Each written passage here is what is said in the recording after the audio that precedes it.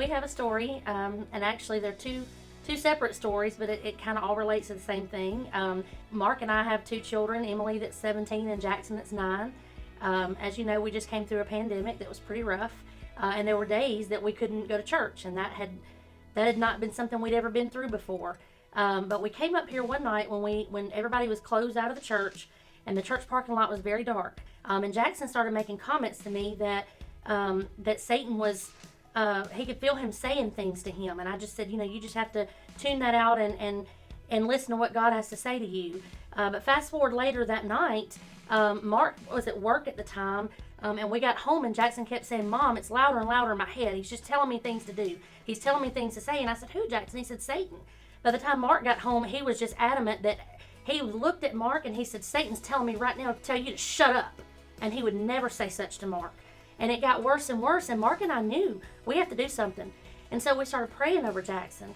Mark started praying at first, "Lord, take our family back," and just praying. And we felt Jackson trembling. We felt his hands trembling while we prayed. And when Mark got finished, I started praying forcefully, "In the name of Jesus, Satan, get out of our house. Get out of our house." And I'm telling you, the louder we spoke the name of Jesus, Jackson trembled until he was in the floor trembling. I've never seen anything like it. We didn't tell anybody about it for a long time because it seems like something out of a movie. Later on, he did follow up in a conversation with Brother Jim about spiritual battles. And Brother Jim talked to him about the armor of God and how to combat that. But I'm just here to tell you, y'all, Satan's real, and he's out there ready to devour. But I'm telling you that the name of the Lord is more powerful, and that we spoke that name of Jesus over our son, and he had to leave. So in our story, it's a different side of the story. We have two children, Olivia, who's 12, Luke, who's 9. When Luke was an infant, we kind of noticed him not really looking at us. He would look around, he never really made eye contact, and we weren't sure if that was normal or not. I didn't really remember that happening with Olivia. So we went to his 4-month checkup. They were concerned. They said, yes, the face is usually the first thing a baby will focus on. So they actually sent us the next morning to Children's in Birmingham to see the pediatric ophthalmologist. We went there. They saw him. They told us he has albinism. He has no pigment behind his retina. Light just floods him. He doesn't see well. At that point, we don't know. He might can see fairly well later on. He might be legally blind. We just don't know. We just have to wait it out and see. Olivia was not there with us at that appointment.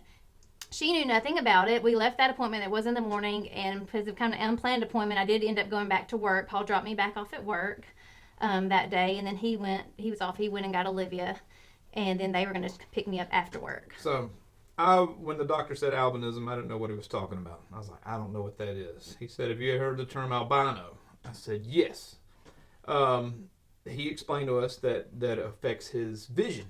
So he could be on one end of the spectrum or another. He could live a normal life and just have a couple of problems, with seeing things. His eyes would shake a little, or he could be almost legally blind. So immediately my mind went to the worst, and it really ate me up with worry and just being anxious, and it scared me to death because I didn't know what kind of life my son was going to lead. So when we picked up Meredith that afternoon from work, we were on the way. And Olivia, she had just turned 3 a few days before. So she was a fresh 3-year-old. And Olivia just out of nowhere said, "Trust, Daddy." I said, "What are you talking about?" And she said, "You have to trust." I said, "Who do I have to trust? I don't understand." And she says, "You trust God."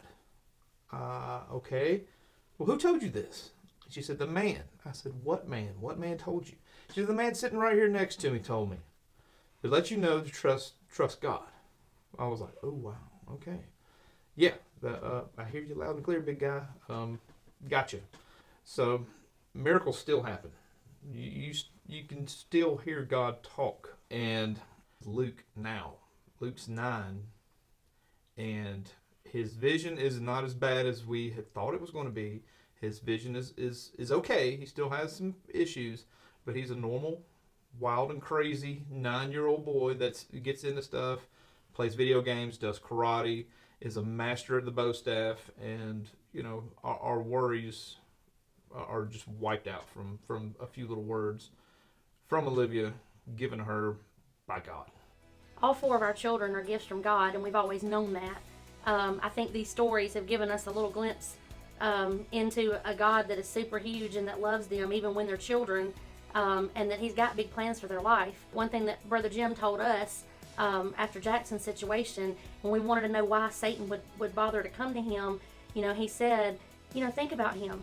He said from the time he was 5, he was an official greeter at church. He's always wanted to serve people. He serves on Sundays on the carts and doing the cones. And so he said, sometimes Satan comes to those because he's trying to deter their path. Satan wouldn't mess with him if he didn't know that God had big plans for him. And when you look at Olivia's situation, why God would choose to reveal himself through an angel or through his spirit to a 3-year-old to reach adults is that childlike faith. And we're just so thankful that we've been able to have a front row seat to that, to know that God is there. There's always a spiritual battle going on between the Lord. He's fighting Satan for us. But we hope our stories have encouraged you.